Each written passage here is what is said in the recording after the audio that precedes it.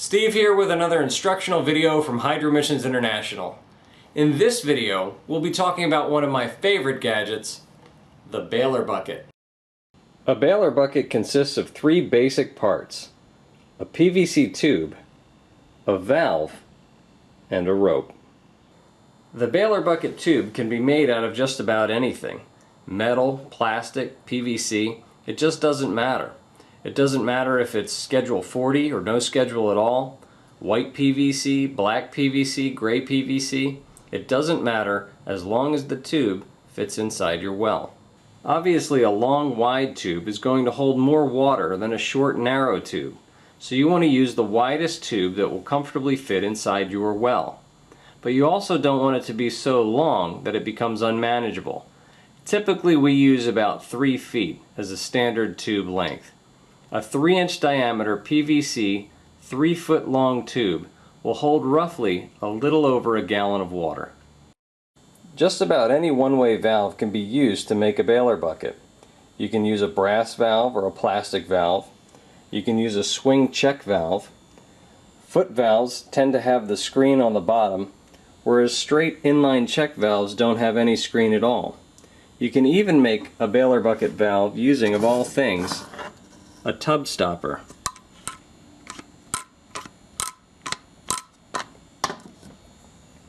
The biggest thing to remember when using your valve is to make sure that we remove the spring.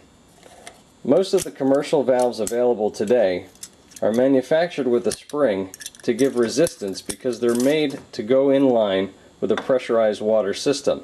The baler bucket, however, is not a pressurized system, and we want that valve to open and close passively so that we don't encounter too much resistance.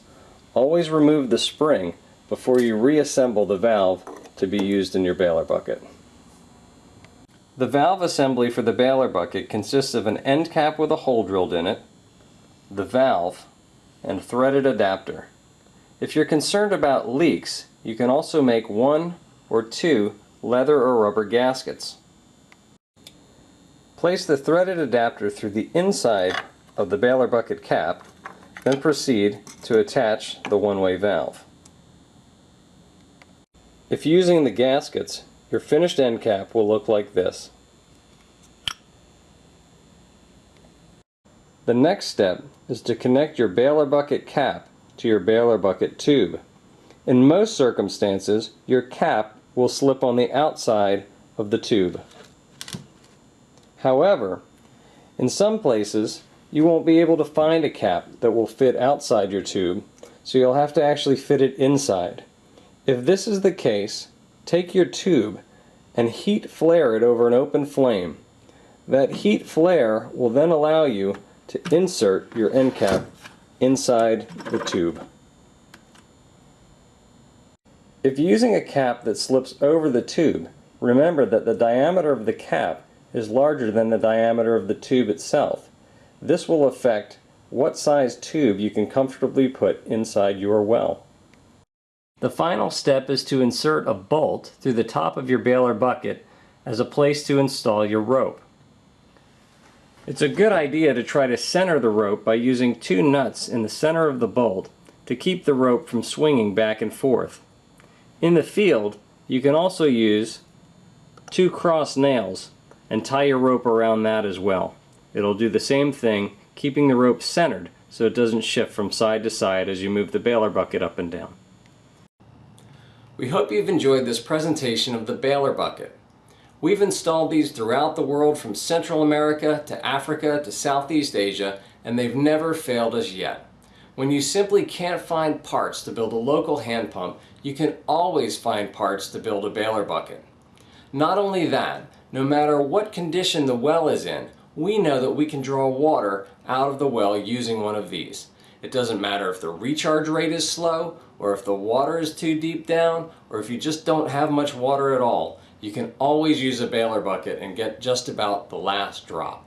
Not only that, these are so inexpensive that locals can actually build and maintain them for themselves.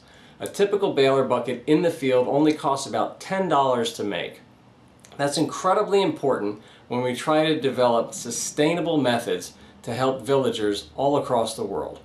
For those of you who are concerned about sanitation, just consider that people have been using buckets down wells for thousands of years. And here we are to talk about it. It is much more beneficial for them to put a baler bucket in a well that's clean than to go back down to the river or the mud pit to draw out dirty water. Again, when all else fails, or when all else does not fail, remember that you can always use a baler bucket. Thanks, and we hope you join us again for another Hydromissions International instructional video.